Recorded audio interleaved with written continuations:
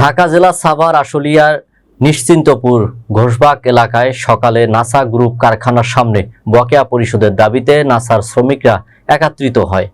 আশুলিয়া থেকে মোহাম্মদ বাবুল হোসেনের পাঠানো তথ্যচিত্রে ডেস্ক রিপোর্ট।